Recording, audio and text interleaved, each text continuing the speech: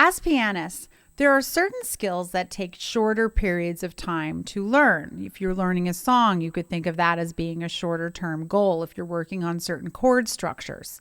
Longer term goals are things that you should be practicing every day. And that's what I'm going to talk about in today's video. The two things that we need to be working on a long-term basis are our technical skills and our ear training. Technique can take months or years to really develop into something very reliable and secure. And ear training can also take more like months or years to be able to develop as something that is useful and worthwhile and shows up for you. In this video, I'm going to take you through 6 exercises that every pianist should be working on every single day. If that's what you want to learn, stick around. I'm Brenda Earl-Stokes. I'm the owner and creator of Piano and Voice with Brenda. I make creative and practical resources for singers, pianists, and music educators to help you to become a more versatile musician. So we're going to talk about these 6 skills that every pianist should be working on every day. And this is perfect for you at any level. If you are beginner level or you're just sort of getting your basic skills together, this is perfect for you. And I'll show you how you can modify them. So the 6 things that you should be doing every day, first of all, scales. Second of all, solid triads. Third, broken triads. 4, you should be doing arpeggios. 5, you should be doing this cadence structure or a chord progression. And number 6, you should be doing a daily amount of ear training for your skills. As a total, if you're practicing an hour a day, you should be spending about 10 or 12 minutes max on this material. If you are somebody who has more time to work on this, then you can allot more time to it. Or if this is something that's you really want to kind of turbocharge it, you could be spending more time. But I would say on average, you want to be spending maybe about 10 to 15 minutes of technical work. So the first thing we're going to talk about is scales. For our scales, you can be playing major scales, right? You can do them 2 octaves. You could also be playing one of the minor scales. So now I'm playing the melodic minor scale, right? Or you could be playing the harmonic minor scale, right? Or you could be just playing the natural minor scale, right? Those would be the 4 scales that you would want to work through the dexterity on, all right? Scales build dexterity, they build finger strength, they help you to really maintain your hand position, and they help you to do things like learning how to tuck your thumb under and how to make those quick transitions. It also helps you to better master different keys because, again, different keys have different fingerings, and so it's going to help you if you're playing a song in the key of D flat. If you have the dexterity to be able to play well in the key of D flat, it's going to be much easier for you to play the song. The important thing to remember with scales is that you want to have the fingerings really accurate. And so you can work on this through a couple of different ways. Practice just the right hand alone, checking the fingering, and then practice the left hand, and then slowly work the hands together. You can do 2 octaves. Well, you can do 1 octave if you're more of a beginner. You can do 2 octaves. You can do 4 octaves depending on what you need. Another thing that I have people do as they're learning the proper fingerings is to block the scales, right? So by blocking it, it means that I'm pushing the fingers down. So in the key of C major, 1, 2, 3, then it goes 1, 2, 3, 4. Then you pass your thumb 1, 2, 3, 1, 2, 3, 4, 5. So this is a tip that you can use to help you to be able to block the scale to master those fingerings. Okay? And notice that their same fingering is for certain keys. So you can organize this. So maybe you're practicing 1 key a week, or maybe 1 key every 2 weeks, depending on your skill level. But practicing your scales is something that you should be doing every single day. The second thing we should be working on is our solid triads. Okay. And so with this, it's the same idea. You'd want to practice 1 hand at a time. And all I'm doing is I'm taking the chord, call it Jenga, right? You take a block from the bottom and you put it on top, like so, all the way up. And you can do it hands separately or hands together. It's important to get the fingering right with this one as well, so that I play 1, 3, 5, and then for the first inversion in the right hand, I play 1, 2, 5. Then I play 1, 3, 5 for the second inversion, and then 1, 3, 5 again, and I come back down. And then for the left hand, the fingering is different. I play 1, 3, 5 for all of the inversions, but the second inversion, right? And I do 5, 2, 1, and then back down again, okay? Getting comfortable practicing your solid triads will help you with chording in general, and it will help you to get faster at being able to play the inversions you want. So if you're going to do something like harmonize a melody, you'll be able to have an easier time fingering all of the different inversions that you need to have, okay? If you want to make this more challenging, you could do this with 4-note chords. So if you're more of a beginner level or somebody you haven't done this kind of thing before, then I would say start with your major and minor triads and go from there. More advanced players could do this with dominant chords, right? To get that all together, right? You could make yourself a matrix of all the different keys that you would need to do it. The third thing we're going to do is work on broken triads. And broken just means that you're playing one note after the other. So this was what I played before for my solid C major triad. What I would do is I would play one note at a time, right? Using the same fingering I did before. And I'm going to play them one at a time. This is also another way to be able to maintain your hand position, right? Notice I'm keeping my fingers curved. And I'm playing in a way that is relaxed yet alert. You don't want to be so relaxed that you're falling over, but you don't want to be tense either. So you can see that my hand looks very, very relaxed, but I'm maintaining the right hand position. And being able to do this can help you a lot because, you know, if you're making an arrangement,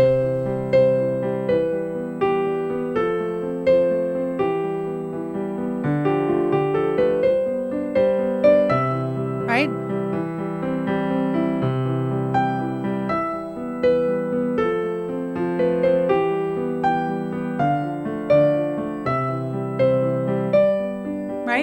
That I'm playing all of these different inversions, right?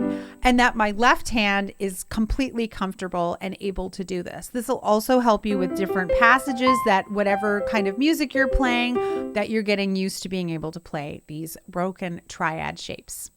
Next up is arpeggio. So the fourth thing that you should be doing every day is your arpeggio.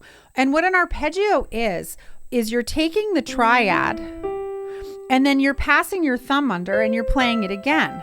Then you're passing your thumb under and you're doing it again. So I'm going 1, 2, 3, 1, 2, 3, 1, 2, 3. And at the top, I'm playing my pinky. And then I'm coming back down again. A lot of people flip their elbow around when they're doing this a lot. But if you do it correctly, you won't need to do that. You'll notice that my elbow is staying. I'm passing my thumb under, but I'm kind of releasing this finger first.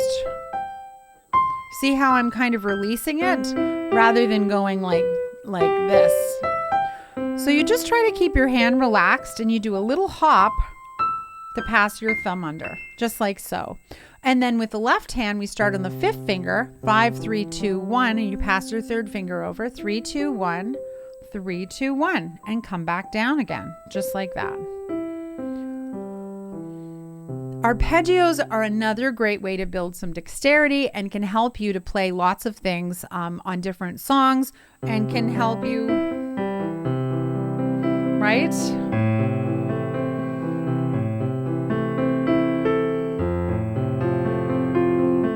Right? See how I can use that for my accompaniment strategy? And it really does take some energy in your hands and your wrists to have enough strength to play it. So that's number 4. Number 5 is we're going to take a common chord progression and we're going to play it in whatever key we're in. So you'll notice I've been doing everything in the key of C. The first 5 exercises that we do that are all the technical exercises, you should do them one after the other in the same key. So you could assign a different key per week. So you could say, this week I'm going to work on the key of C. Next week I'm going to work on the key of G, etc. So what we're going to do now is a chord progression That goes from the 1 chord to the 4 chord, to the 1 chord, to the 5 chord, to the 1 chord. And let me explain how this works. I'm thinking of the 1 chord in the key of C is C. In the key of C, the 4 chord is F, right? But instead of playing F in root position, I'm going to play F in second inversion. So F, A, C. And this 1-4 cadence, 1-4-1 cadence shows up all over the place. It's called the plagal cadence. And then we're going to go to the 5 chord. And the 5 chord, the 5-7 chord, the dominant 7 would be G7, G, B, D, F.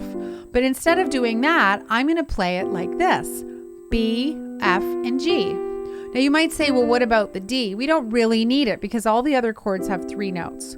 So you could go from the C chord to the F chord, to the C chord, to the G chord, and back to the C chord. And my left hand is just playing the bass notes for each one of those. So we're going to go from the 1 chord to the 4 chord, to the 1 chord, to the 5 chord, to the 1 chord. And every week you would do that in a different key. Here it is in the key of G, right? Here it is in the key of D, right? Now you might say to yourself, well, what is that for? Well, if you want to be able to come up with quick accompaniments for tunes, these are the chords you would use. So that goes to the 5 chord.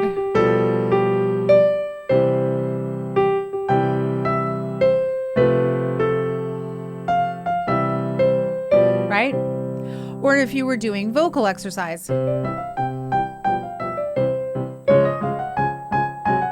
Right? Any little thing like that. Having these cadences at the ready really makes a big difference in order for you to be able to quickly accompany, different tunes or vocal exercises, whatever you need to do. It's also a way of developing your ear. And remember, the 6th thing that we're going to be doing today is going to be ear training. But up until this point, all these technical exercises, you've actually been training your ear at the same time. Because unless you've been listening to something on a podcast or something while you're practicing, your ears are here listening, hearing, and contextualizing what you're hearing. So if you're practicing these little cadences, your ear is getting used to saying, this is what it sounds like to go to the 4 chord. This is what it sounds like to go to the 5 chord. And just being cognizant of that makes a huge, huge difference. So we're doing technical exercises, but we're also building ears. Now, the final thing I'm going to talk to you about today is going to be ear training. And ear training is a huge can of worms. It's like a bucket of worms. It's like all the things. You might say to yourself, well, what exactly is ear training? You're training your ear to be able to recognize melodic patterns, rhythms, harmonies. And you might say to yourself, well, why? If you have a developed ear, it means you could listen to a song and be able to sit down and play it, right? Without requiring the sheet music. It also means you can sing harmony along with things, you could pick up things quicker, and it just means that you have a lot more flexibility and skill as a musician. And these ear training skills, the whole suite of them is called musicianship. And working on your musicianship is a life-changing thing to do. So I'm going to give you a couple ideas for little things that you can do to get used to building your ears every day. One exercise that you can do is to get used to hearing the difference between major and minor chords. So what you could do is you could say, okay, this is a major chord. How would I work on my ear training besides just playing the chord and saying this is major? Well, what you could do is you could go 1, 3, 5, 3, 1, right? Sing it a couple of times and then play a note and see if you can sing the major chord. 1, 3, 5, 3, 1. Let's try another one. 1, 3, 5, 3, 1, major. So you practiced a few major chords. Now let's do the same for minor. Play a minor chord. And then say to yourself, can I sing a minor chord? 1, 3, 5, 3, 1. 1, 3, 5, 3, 1. Now play another note and see if you can sing a minor triad.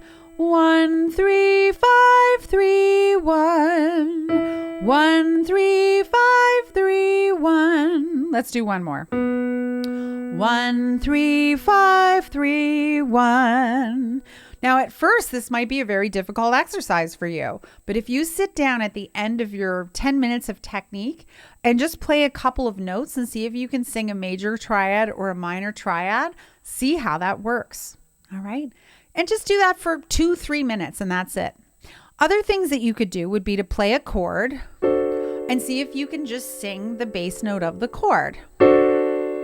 Da. Can you hear the bottom note of the chord? Da. How about this one? Da. Can you sing the bottom note of the chord? Da. Let's try another chord. Da. Can you sing the bottom note of the chord? Good. Now let's see if you can sing the third of the chord, right? Da. There's the middle note of the third of the chord. Let's do another one. There's the middle note of the chord, the third. See how we did that?